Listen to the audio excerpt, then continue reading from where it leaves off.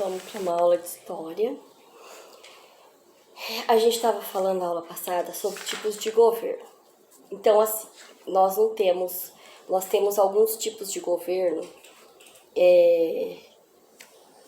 que a gente não sabe muito bem, por exemplo, sobre eles.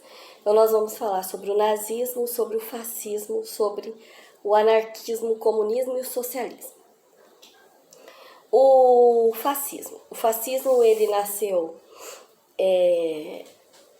foi fundado por Benito Mussolini na Itália em 1921, e o que era forte no fascismo era que o cunho nacionalista voltado para o inimigo. Então, assim, o que é nacionalista? Sou eu amar o meu país e eu defender o meu país com unhas e dentes. Isso sou eu ser nacionalista. Então, e eles tinham esse negócio assim que é inimigo, eu tenho que acabar com o inimigo porque eu tenho que proteger o meu país. Então, eles tinham muito isso. E o inimigo deles, no caso, era o socialismo. Eles não queriam que o socialismo avançasse, já que eu vou explicar o socialismo. O fascismo, ele queria submeter as pessoas à obediência, então todo mundo tinha que obedecer ao líder deles, no caso, o Mussolini, e eles tentavam ter um poder autoritário. O que é esse poder autoritário? Eu mando, você obedece. Não tem que questionar, não tem nada. Eu mando e pronto, acabou. E eles eram totalmente a favor, sim, da violência, se fosse para defender o país deles. O nazismo. O partido nazista, ele nasceu na Alemanha, e eles falam até que é Partido Socialista dos Trabalhadores Alemão, mas de socialismo não tinha nada.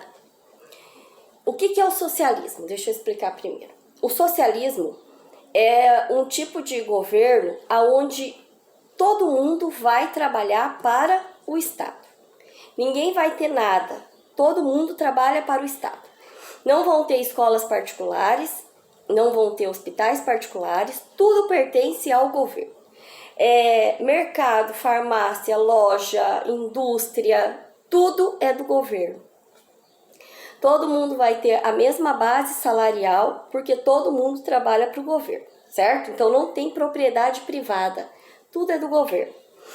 E eles, no nazismo, eles falam que são socialistas, na realidade, mas não são.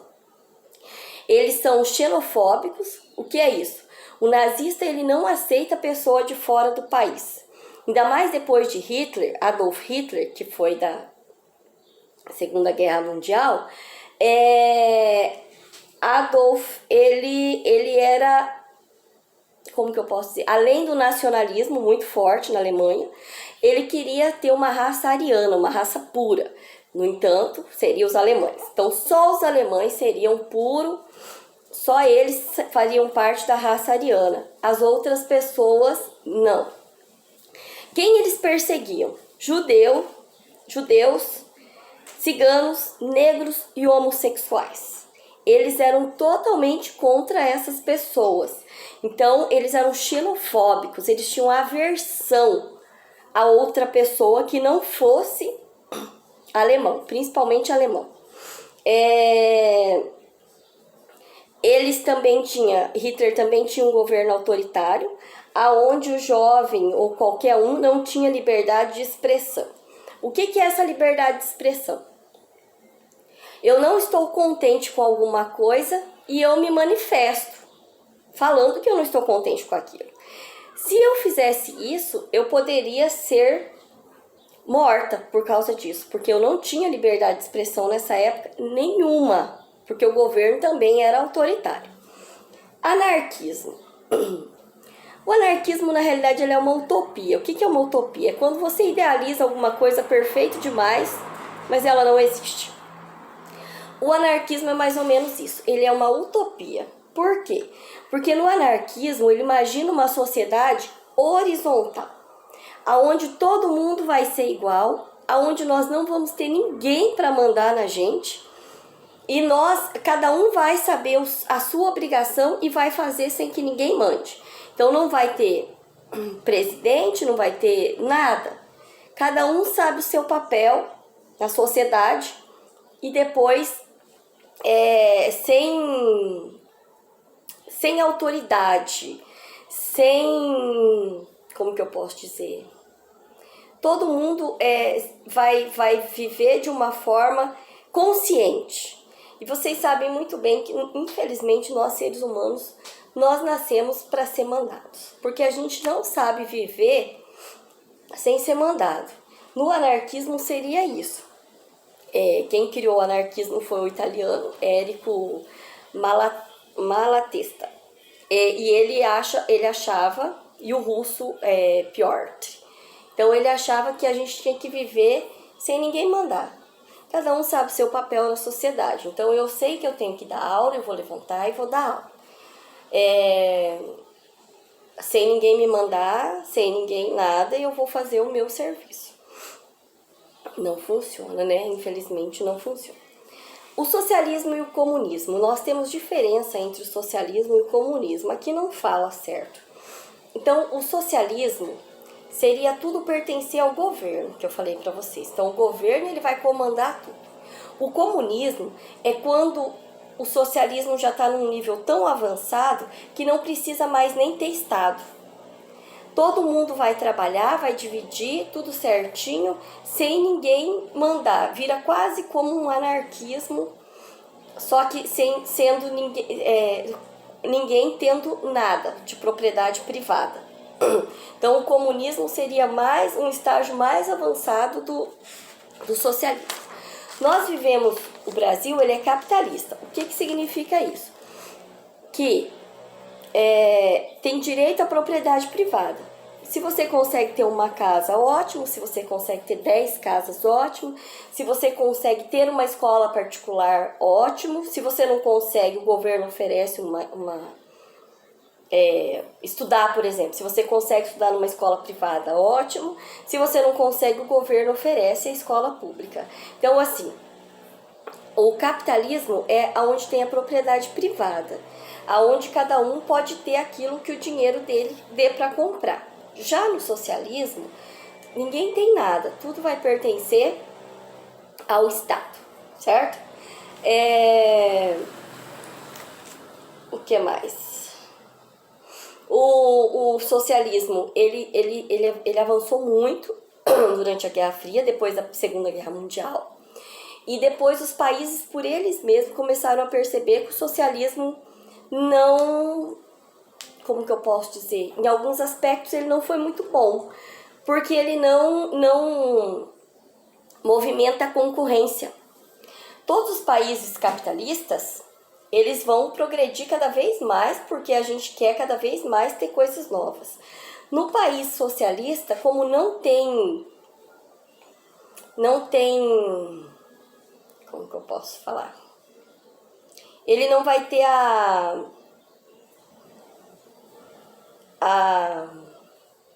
tudo que o governo lança é o que você vai comprar, ele não vai ter concorrência.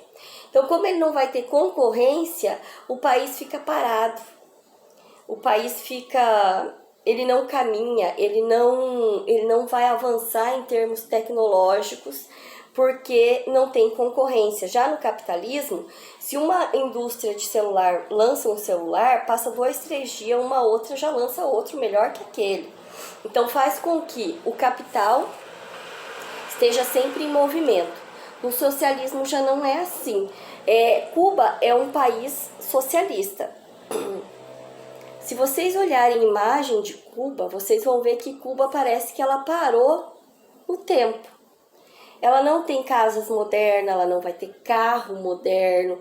Os carros de lá, eles têm tipo 200, 300 mil quilômetros rodados. São aqueles carros bem antigos ainda, porque não tem concorrência. Aqui, como já tem a concorrência, tudo vai mais rápido. A troca, tudo é mais rápido. Aí tem as atividades para vocês fazerem e aí vai falar sobre o estudante. Estudante.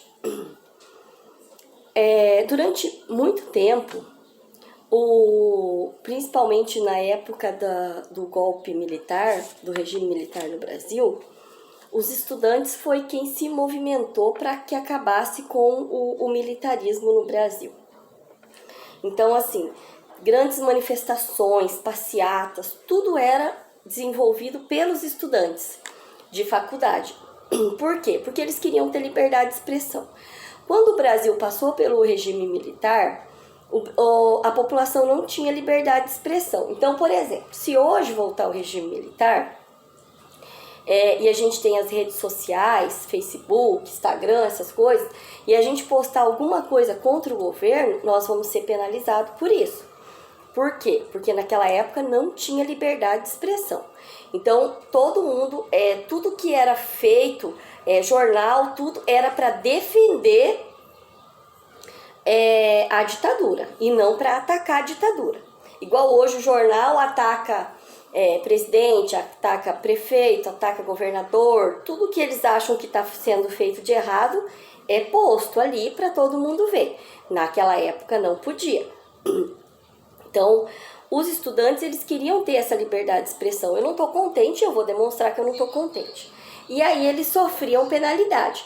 Muitos foram até mortos, eles eram torturados, eles apanhavam, era uma coisa bem para esses que participavam mesmo ativamente da política do Brasil, esses estudantes. Em 1961 teve o golpe militar, né?